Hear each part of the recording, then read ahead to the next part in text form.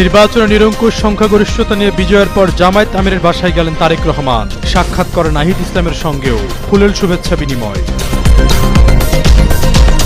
সারা দেশে নেতাকর্মীদের বাড়িতে বাড়িতে হামলার অভিযোগ। জামায়াত নেতৃত্বাধীন 11 দলীয় জোটের বিক্ষোভের ডাক। 30 আসনের ফলাফল স্থগিত চেয়ে ইসির সঙ্গে দফায় দফায় বৈঠক।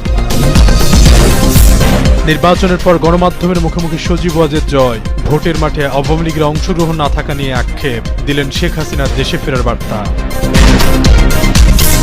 নির্বাচনে ভূমিধস বিজয় পাওয়া বিএনপি পেয়েছে 49.97% ভোট।